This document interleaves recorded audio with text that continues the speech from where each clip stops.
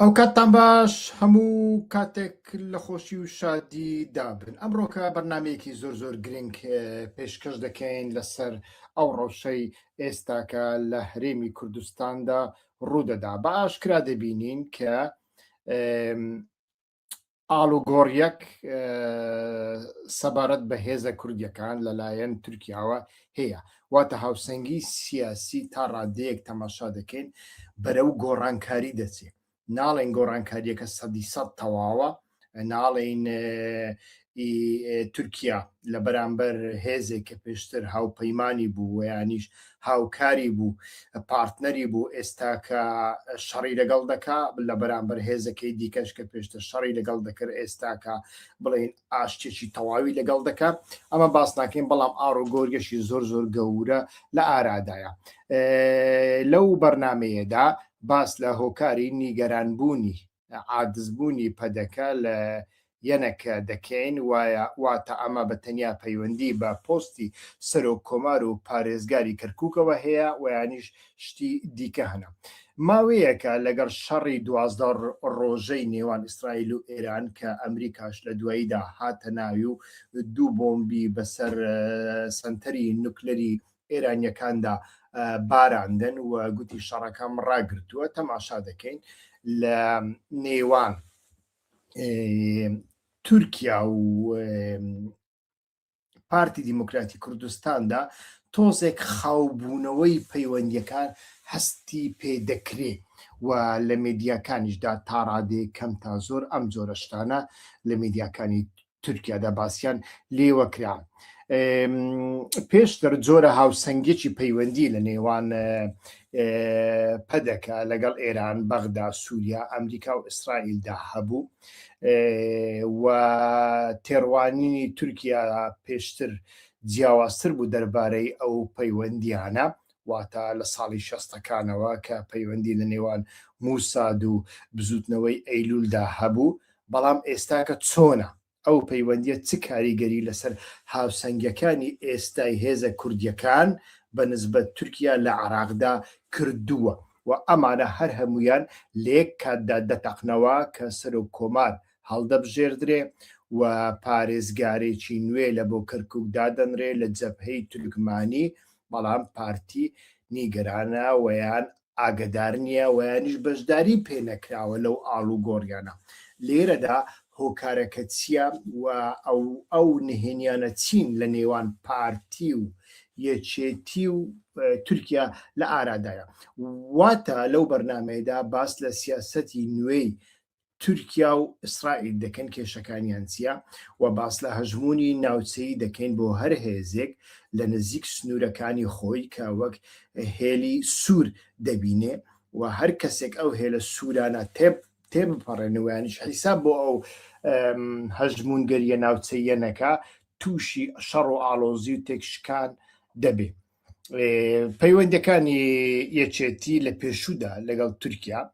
دەزانین چۆنا کە پەیوەندی بە دۆسیای پەکەگە و هێزەکانی سووریای دیموکراتیکەوە هەبوو. ئێستاکە چ گۆڕانکاریەکی بەسەردا هاتیە و گومانەکانی تورکیا لە کوردستانی عێراقدا دەربارەی پەیوەندیەکان لەگەڵ ئیسرائیل چین. باس لە بارزانی و تاڵەبانیە نوێیەکان دەکەین، واتە جیلێکی نوێ کە ئەزمموی شاخ و پێشمەرگایەتیان نییە، بەڵام سەردەمەکەشیان سەردەمێکی زۆر جیاوازە لە سەردەمی تاڵەبانی باوک و بارزانی باوکدا. وە لە هەمان کاتدا دوێنێ بە کورتی باسم کرد، ئەمڕۆکەش باز دەکەین مەسعود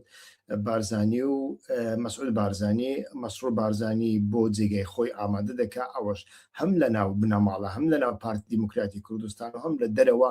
ڕنگ بێ هەندێک ناڕەزایی هەبن. هەڵبژاردننی سەرۆک کۆمار و پارێزگاری کەرکووک لە ڕۆژانی دواییدا پێدەچێت بە ئاگداری تورکیاوە بوو بێ، بەڵام ئایا بەبێ ئاگایی و بەبێ بەشداریکردنی پارتی دیموکراتی کوردستان بووە یان نە؟ ئەمانە باش دەکەن، ئەمانە هەر هەمویان باز دەکەین.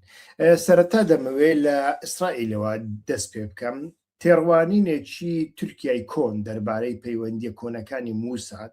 لەگەڵ بنەماڵەی بارزانی ویانیش لەگەڵ پارتی دیموکراتی کوردستان ویانیش لەگەڵ بزوتنەوەی ئەیلولدا هەبووە لە چاپەمەنیەکاندا زۆر جار باسی لێوە کراوە، بەڵام لە هەمان کاتدا ئەو پەیوەندیە بە پەیوەندیەکی پراگماتیست و لە هەمان کاتدا بە پەیوەندیەکی ناچاری ناسێنراوە و پێیان وابووە ئەو پەیوەندیە کاریگەریەکی خراپ لەسەر هەژمونی تورکیا لە ناوچەکەدا ناکە، یانی زۆر جێگای گلەیی و ناڕەزایی نەبووە. ئەمە دەربارەی تورکیای کۆندا واتە لە 60ەکانەوە هەتاوەکو ئێستا. بەڵام تەماشا دەکەین ئێستاکە لە ناوچەکەدا لە دوای 7 ئۆکتۆبەردا گۆڕانکاریەکی زۆر زۆر گەورە لە ئارادایە. ئەویش دەبینین کە ئیسرائیل بە ئاشکرا جاروبار نەخشەیەک نیشان دەدا، نەخشەیەکی ڕۆژهەڵاتی ناوەڕاست، لەو نەخشەیەدا بەشێکی تورکیاشی تێدا هەیە و لە هەمان کاتدا ئیسرائیل وەکو هێزێکی هەژمونگەری ناوچەی نوێ دەجوولێتەوە کە باس لە دیزاینکردنی ڕۆژهەڵاتی ناوەڕاست دەکا. تورکیاش بێگومان سنووری سووری خۆی هەنا کە ئەو سنوورە سوورانە نابێ ئیسرائیل لەوێدا جموجۆڵی هەبێ. جا چ ڕاستەوخۆ چ لە ڕێگای هێزێکی دیکە نابێ ئیسرائیل لەوێ وجودی هەبێ. ئەو سنوورانە چێن بێگومان باکووری سووریایە، بێگومان باکووری عراقە، کاڵێن باکووری عراق مەبەستن کردکوک و مووسنیش لەناودایە، نەک بەتەنیا هەرێمی کوردستان. و من باوەڕ بەوە ناکەم تورکیا و ئیسرائیل لە بەرامبەر یەکتری شەڕ بکەن و یانجی ئیسرائیل شەڕی تورکیا بکە، ئەمما لە چاپەمەنیەکاندا لە لێدوانەکانی ترامپ و وەڵامدانەوەی هاکەن فیدان و ئەمانە بە ئاشکرا دەبینرێ، بەڵام ئەمە زیاتر لە بۆ پۆپولیزم بەکاردێەوە لە بەرژەوەندی هەردوولا بەکاردێت، تەنانەت ئۆپۆزیۆنەکانی یەکتریش ناچار دەکەن کە لە ژێر سێبەری ئەواندا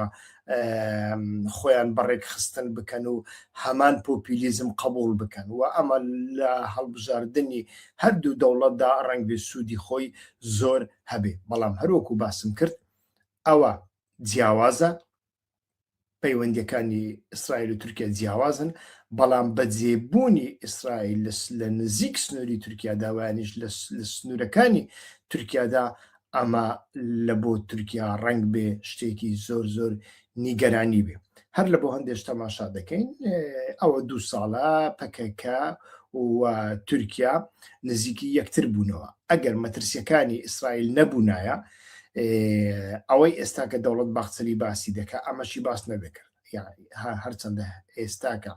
ستاتویەک بۆ کوردان، مافێک بۆ کوردان، ئەم جۆرە شتانە نییە، بەڵام ئەگەر بێت و ئەو مەترسیە ئیسرائیل نەبووایە ئەمەش نەبوو. تورکیا بە سیاسەتەکەی لە بەرامبەر پەکەکە لە ناوبردننی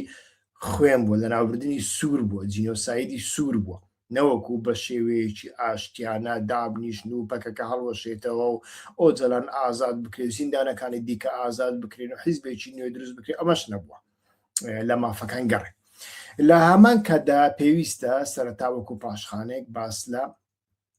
کێشەکانی یەکێتی نیشتیمانی کوردستان بکەین لە پێشوودا لەگەڵ تورکیا. هەمومان دەزانین یەکێتی نیشتیمانی کوردستان بە حکمی جوگرافیایەکەی بەردەوام ناچاری ئێران بووە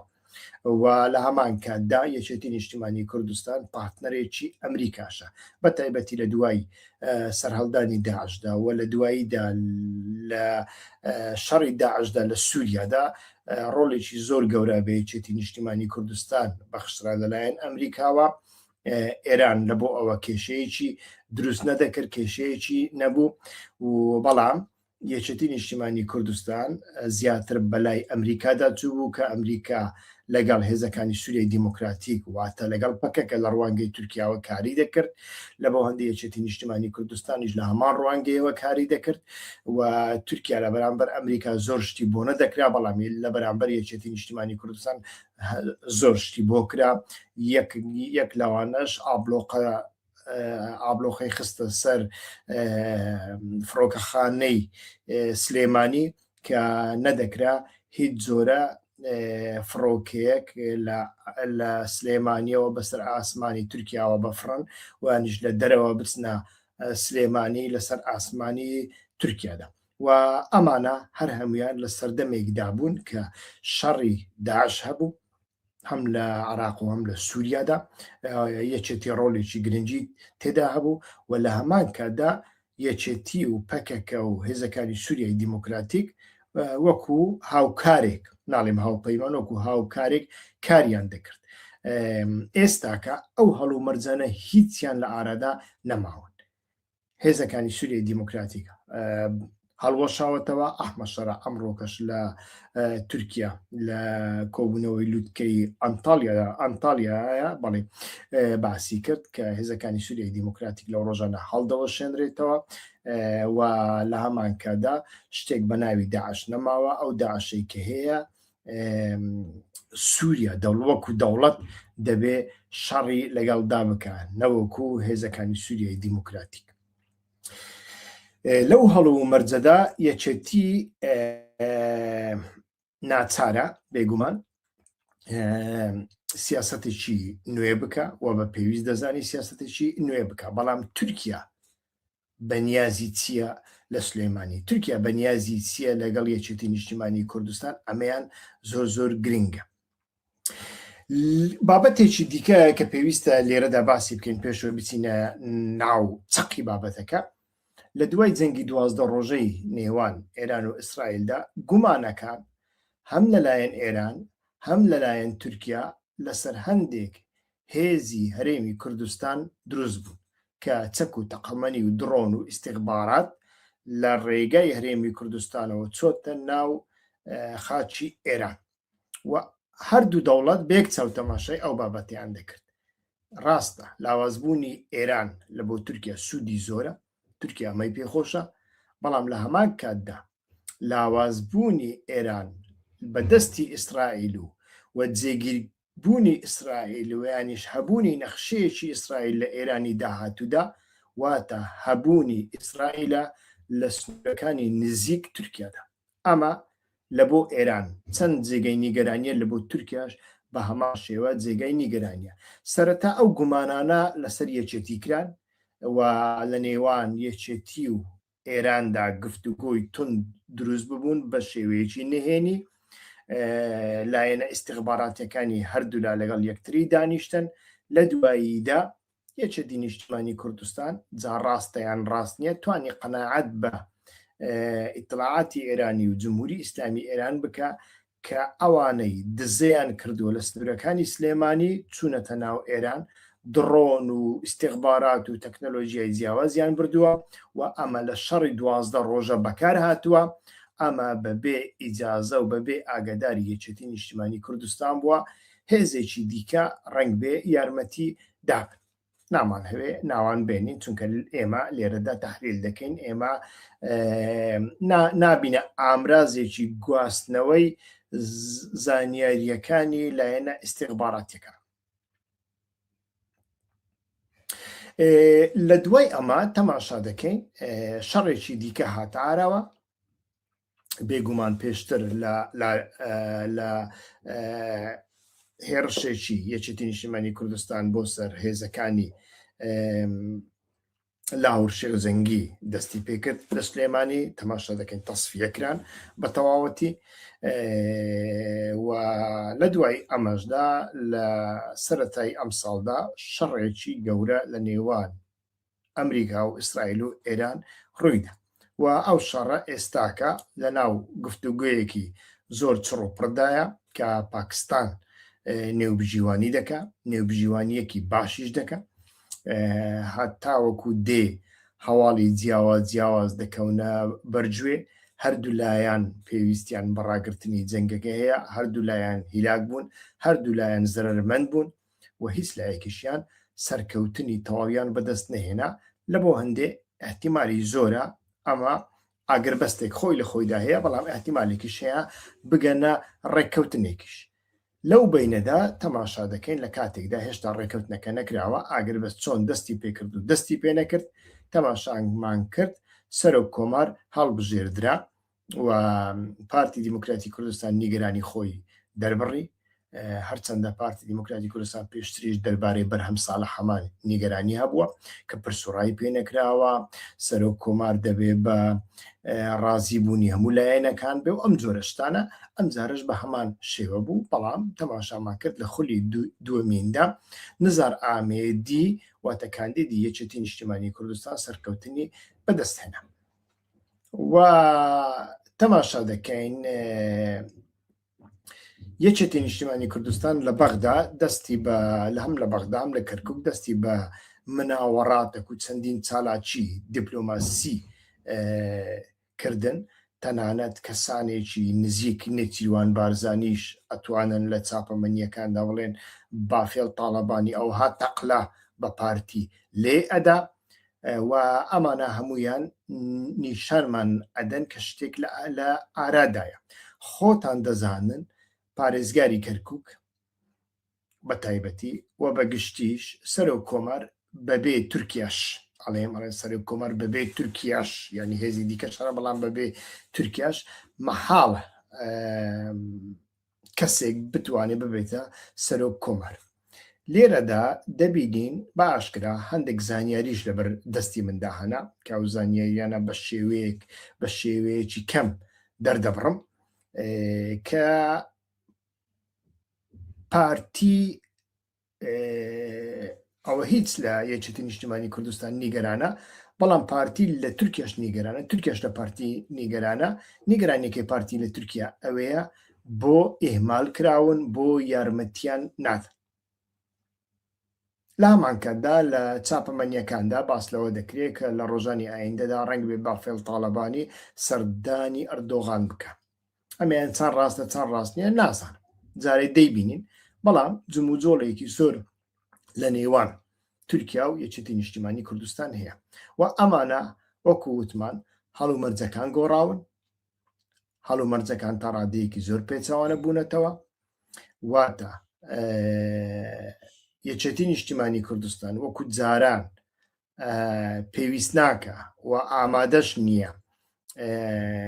هەموو بەرژەوەندیەکانی خۆی بکاتە قوربانی پەکەکە و هێزەکانی سووریای دیموکراتیک چونکە هێزەکانی سووریای دیموکراتیک لەگەڵ ئەحمەد شەرع ڕێککەوتونە ئەحمەد شەرعیش هەتا وەکو ئێستا تا ڕادەیەکی زۆر لە ژێر چەتری تورکیادایە هەتا وەکو ئێستاش ئەوەی ئەحمەد شەرع دەپارێزی ئەوەی سووریا دەپارێزی بەشێکی زۆری تورکیا ڕۆڵێکی زۆر زۆر گەورەی هەیە لەمەدا وە لە هەمان کاتدا پێواژوەیەکی دیالۆگیش لە نێوان ئەنقەرە و ئیمرالیدا هەیە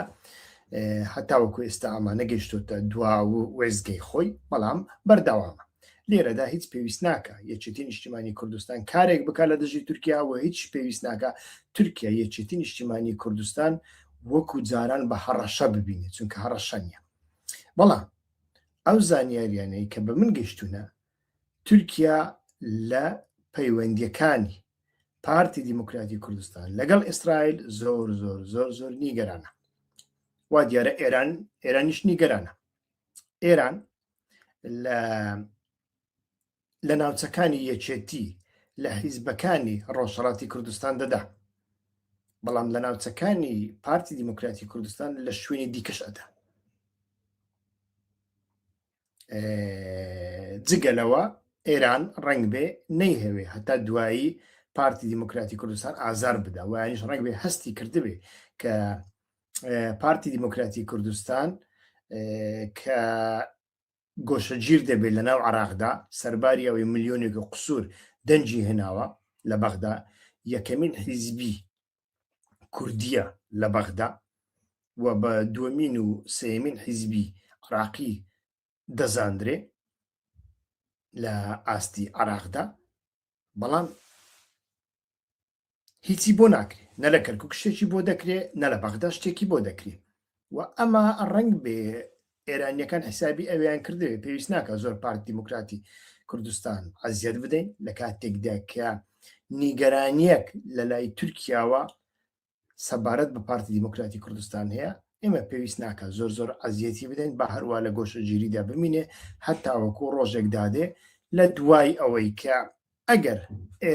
ئێران و ئەمریکا ڕێککەوتن ئەوە پارتی بەخۆی دەگەڕێتەوە ناو باوەشی کۆماری ئیسلامی ئێران ڕنگ بێ ئەوە بێ یەک لە ئەحتیمالە گرنگەکان ئەوە بێ بەڵام تورکیا بە هەموو شێوەیەک لە ئێران زیاتر وەکووتم زۆر لە هەژمونی ئیسرائیل لە ناوچەی سنووریەکانی خۆی دەترسی حیسابیشیان بۆ دەکەم چۆن تورکیا لە کۆتاییدا هەموو شتێکی کرد بۆ ئەوەی بۆ ئەو کەسە نەخوازراوەی بۆ ئەو کەسێک کە پێشترت دەیانگوت بەبە قاتیلی لەگەڵی دانیشتن مەبەستم ئەو جەلانە ئێستاکەش ئامادەیە شتی دیکە بکە لە بەرامبەر پارتی دیموکراتی کوردستان بەڵام ئایا تورکیا گەشتۆتە ئەو قەناعەتە کە پارتی دیموکراتی کوردستان ناتوانێ لەو حاڵەتەدا دەست لە ئیسرائیل و ئەمریکا هەڵبگرێ ڕەنگ بێ ئەوە هەبی و ئەمە وا لە تورکیا دەکا لە جگە لە پارتی وا دیارە ناڵێن تورکیا شەڕی پارتی دەکا ویانش پارتی لە ناو دەبا ویانیش تەنانەت پەیوەندیەکانی لەگەڵ دەبڕێ نەخێر شتیوا باس ناکەین بەڵام جگە لە پارتی لەگەڵ ڕەقیبێکی پارتی کە هەتاوەکو ئێستا ئابلوقەی لەسەرداناوە هەوڵی داوە لاوازی بکە هەوڵی داوا گۆشەگیری بکە لەگەڵ ئەمە پەیوەندیەکانی زۆر بەهێز دەکاتەوە و ئەو هێزش کە یەکێتی نیشتیمانی کوردستانە لە کەرکووک پۆستێکی سیادی دەداتە کەسێکی نزیک تورکیا جەبهەی تورکمانی ناڵێم ئەو کەسە 100% نسبەتەنیا نزیکی تورکیایە بەڵکو نزیکی بەغداش پەیوەندی لەگەڵ ئێرانیشیە ئەو کەسە لە هەمان کاتدا یەکێتی هەم پۆستی سەرۆک کۆمار بەدەست دێنێ هەم لە کەرکووک تەواوی پۆستەکانی دیکەی پۆستەکانی تایبەت بە ڕاپەڕاندن یعنی ئەنجامدان لێم تێگەن جێبەجێکردن پۆستەکانی کە تایبەتن بە سیاسەتی جێبەجێکردن لە کەرکووک دەخاتە دەستی خۆی بەڵام پۆستی پارێزگار دەداتە کەسێک کە لە جەبهەی تورکمانیا و بەو شێوەیە دڵی تورکیا خۆش دەکا هەرچەندە ئەمە پێشتر ڕێکەوتنی لەگەڵ کراوە بەڵام تەقینەوەی لەو کاتەی ئێستادا مرۆڤ ناچاری بیرکردنەوەش دەکە لێرەدا دەبینین ئەو بابەتە تا ڕادەیەکی زۆر پەیوەندی بۆەوە هەیە و لە ناو عراقیشدا تەماشا دەکەین ئەو جەبهانەی کە ئەگەر بە شێوەیەکی ناڕاستە و خۆش بێ ڕەنگ بێ نزیکی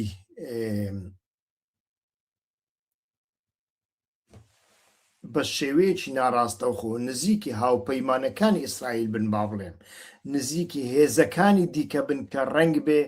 هاوپەیمانی ئیسرائیل بن ویانیش هەمان ڕوئیان هەبێ دەربارەی ئێران و دەربارەی تورکیا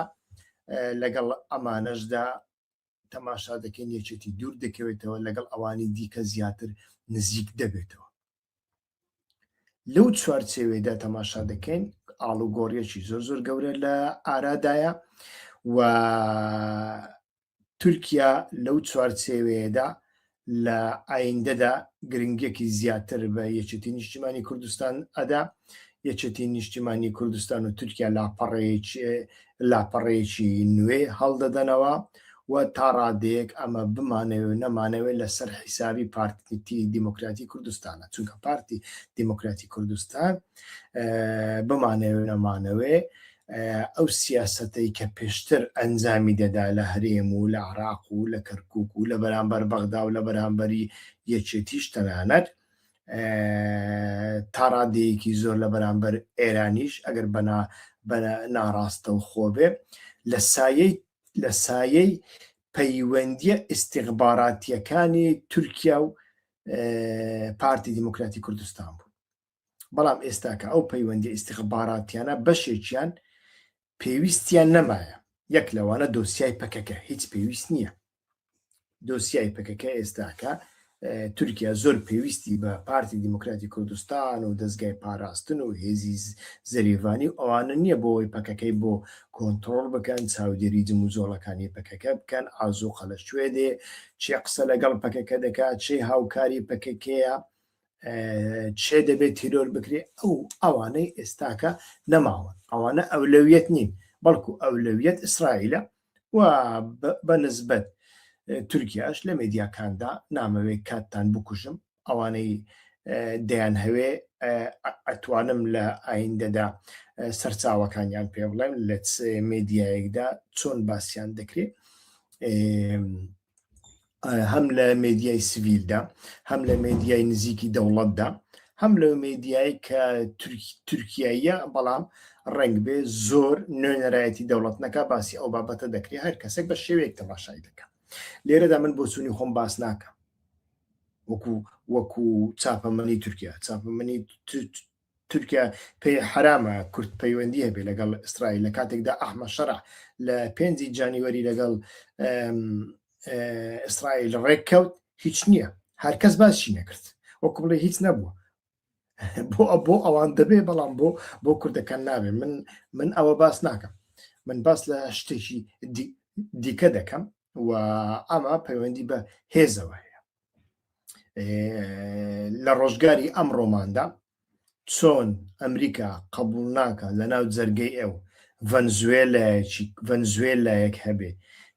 کە ئەو لی نیگەران بێ و یانیش کوبایەک هەبێ لی نیگەران بێ چۆن چاینا قبول ناکە لە ڕۆژی ئەمڕۆ بەدووەوە بە تایبەتی لە ناو جەرگەی ئەودا تایوانێک هەبێ چۆن رووسیا قبول ناکە لە ناو جەرگەی ئەودا زێلینسکیەک و